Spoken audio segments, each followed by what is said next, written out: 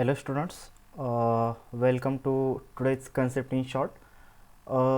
आजचा जो आपला concept in shortचा जो टॉपिक आहे that is nothing but the primary and secondary compression failure in RCC beam. Okay, आता बघा RCC beam मधलं आपल्याला काय बघायचं आहे, प्रायमरी आणि secondary compression failure. Okay, so let's starts with the simple topic आहे बघा, प्रायमरी आणि सेकंडरी कॉम्प्रेशन फेल्युअर. हा काही खूप वेगळा टॉपिक नाही आहे, बरोबर.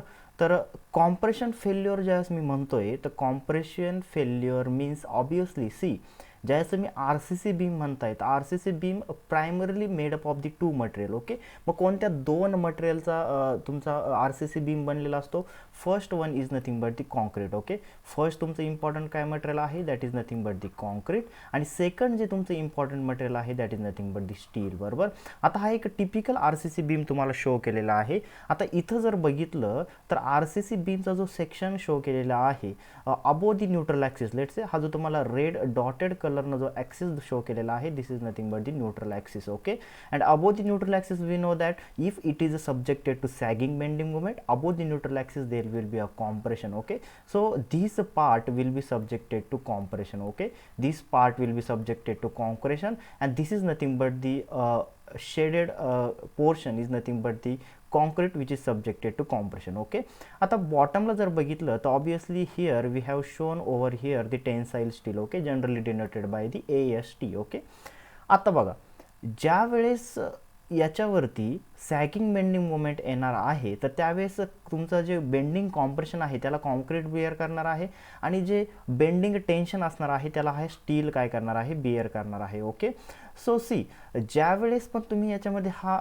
टेन्साईल एरिया किंवा टेन्साईल फोर्स घेण्यासाठी जो तुम्ही स्टीलचा एरिया इथं प्रोव्हाइड करत असता, हा स्टीलचा एरिया तुम्ही किती प्रमाणात तिथं प्रोव्हाइड करताय डिपेंड ऑन दॅट आपण काय केलेलं आहे, सेक्शन क्लासिफिकेशन केलेलं आहे. बरोबर, तुम्हाला माहीत असेल की आपण सेक्शनचं कसं क्लासिफिकेशन केलेलं आहे की जो सेक्शन आहे त्याच्यामध्ये तुम्ही जे फेल्युअर आहे तुमचं बघा इथं फेल्युअर कशाचं होणार आहे, the failure will be of the concrete and failure will be of the steel. Okay, जर simultaneously if the concrete and steel are fails simultaneously so obviously that will be nothing but your balance section. Okay, and you know that if the steel is fail prior to the concrete, and obviously it will be under reinforced section, and if steel fails later as compared to the concrete, that will be your over reinforced section. Okay, मग आता under reinforce सेक्शनमध्ये जर बघितलं तर अगोदर काय fail होणार आहे, ते ऑब्वियसली ते स्टील विल बी फेल.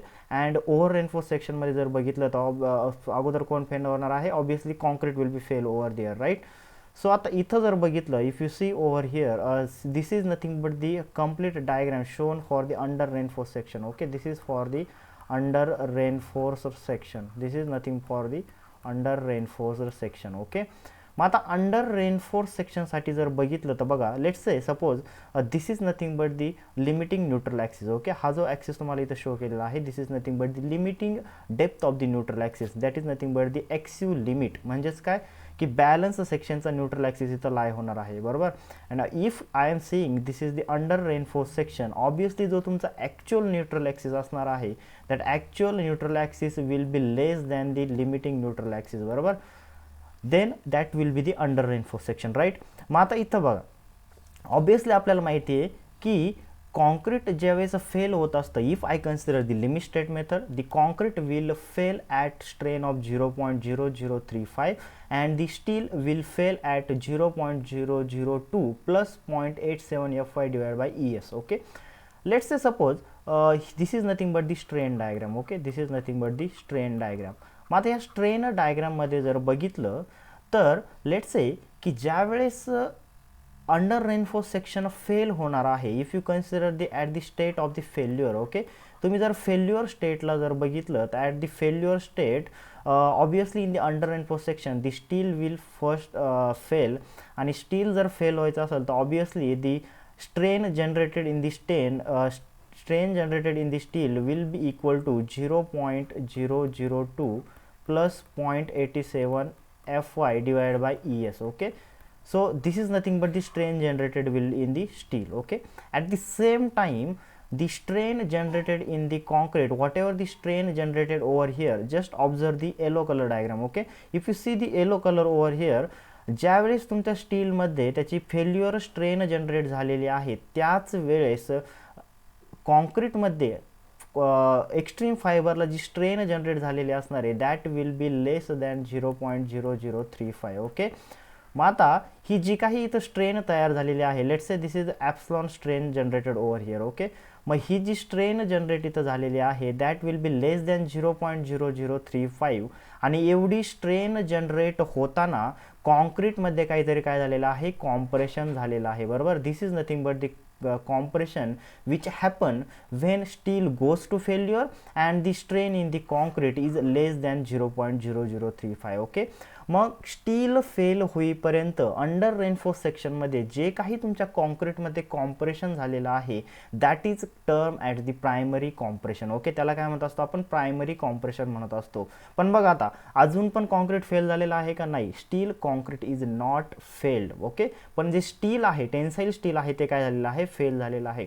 मग कॉन्क्रीट जर फेल व्हायचं असेल तर तुम्हाला आणखी काय करावं लागणार आहे, त्याची स्ट्रेन इन्क्रीज करावं लागेल. आणि स्ट्रेन इन्क्रीज होत होत ज्यावेळेस 0.035 होईल त्यावेळेस तुमचं कॉन्क्रीट काय होणार आहे, फेल होणार आहे. बरोबर, मग आता त्यासाठी तुम्ही काय करणार, फर्दर लोडिंग देणार. आणि फर्दर लोडिंग दिल्यानंतर ऑब्वियसली जो स्टीलमधली स्ट्रेन आहे ती काय होणार आहे, आणखी इन्क्रीज होणार आहे. मग तुम्ही इथं जर बघितलं तर इथं स्टीलमधली स्ट्रेन आणखी इन्क्रीज झालेली आहे आणि त्याच वेळेस तुमच्या कॉन्क्रीटमधली पण स्ट्रेन काय झालेली आहे, इन्क्रीज झालेली आहे.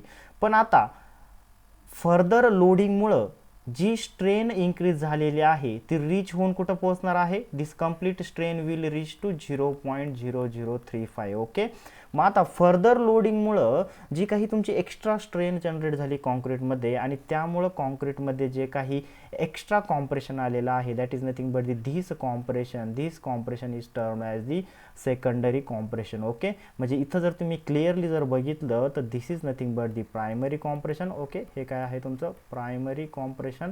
आणि इथं जर बघितलं तर this is nothing but the secondary compression. Okay, this is nothing but the secondary compression. Easy आहे. ओके, आता बघा, now tell me one thing, when your concrete fail in the under reinforce section. Obviously आता आपण जो scenario बघितला त्यावरून आपल्याला कळतंय की under reinforce section will fail when ती secondary compression will occur over the air. Right, म्हणजे एक्झाममध्ये तुम्हाला जर क्वेश्चन विचारलं जात आहे की अंडर रेनफोर्स सेक्शन सडनली केव्हा फेल होईल, तर obviously it will be because of the secondary compression failure. Right, now observe the case of the over reinforce section. Okay, आता ओव्हर रेनफोर्स सेक्शनची जर केस जर तुम्ही जर बघितली तर ओव्हर रेनफोर्स सेक्शनमध्ये obviously what will be the area of the steel provided. Obviously जो area of the steel provided जो असणार आहे that will be more than the balanced section. Okay, मग तुम्हाला माहिती आहे की जर स्टील एरिया जास्त प्रोव्हाइड केलेला असेल तर steel will not fail prior to the concrete, so concrete will fail earlier as compared to the steel. Okay, मग आता बघा ओव्हर रेनफोर्स सेक्शनमध्ये काय होणार आहे की ज्याच्यावरती ज्यावेळेस लोडिंग येणार आहे, लोडिंग आल्यानंतर इथं कॉन्क्रीटमध्ये तुमचं कॉम्प्रेशन जनरेट होणार आहे आणि स्टीलमध्ये इथं टेन्साईल फोर्स जनरेट होणार आहे. बरोबर, ज्यावेळेस तुमच्या कॉन्क्रीटमधली स्ट्रेन इन्क्रीज होत होत ती 0.0035 होणार आहे, म्हणजेच कॉन्क्रीट फेल होणार आहे, त्याच वेळेला simultaneously at that time the strain generated in the steel will be less than the failure strain. आणि फेल्युअर स्ट्रेन किती आहे तुम्हाला माहिती आहे, so obviously this strain will be less than 0.002 plus 0.87 FY divide by ES. Okay, म्हणजेच जी failure strain आहे स्टीलमधली त्याच्यापेक्षा कमी स्ट्रेन इथं जनरेट झालेली आहे, पण कॉन्क्रीटमध्ये डायरेक्टली काय झालेलं आहे, तुमची फेल्युअर स्ट्रेन जनरेट झालेली आहे. म्हणजेच आता काय झालेलं आहे, कॉन्क्रीट फेल झालेला आहे.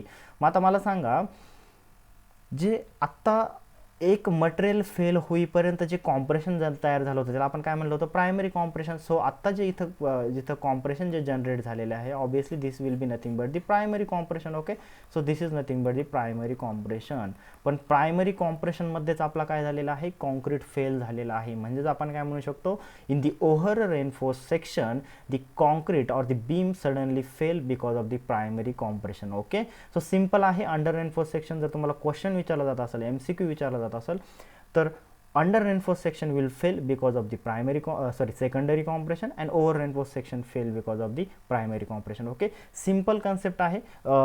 If you have any doubt till तुम्ही काय करू शकता, टेलिग्रामला मेसेज करू शकता, और तुम्ही काय करू शकता, यूट्यूबच्या खाली जे व्हिडिओ खाली तुम्ही कमेंट पण करू शकता. ओके, सो काही डाऊट असेल तर नक्कीच विचारा. ओके, आणि फर्दर काही व्हिडिओज जे रिक्वायर असतील तुम्हाला की आम्हाला ह्या कन्सेप्टवरती व्हिडिओ पाहिजे, तर you can message at Telegram. Okay, किंवा जो मेल आय डी आहे, तो मेल आय डी तुम्हाला दिलेला आहे civilcis.team@gmail.com. ओके, त्याच्यावरती तुम्ही काय करू शकता, मेल करू शकता. ओके, ज्या काही रिक्वायरमेंट असेल त्या आम्ही नक्कीच, if it is a relevant, आम्ही काय करू, फुलफिल करण्याचा ट्राय करू. Okay, so thank you. आणि अजूनही कन्सेप्टमध्ये डाऊट असेल तर तुम्ही काय करू शकता, you can messages. Okay, so thank you, have a good day.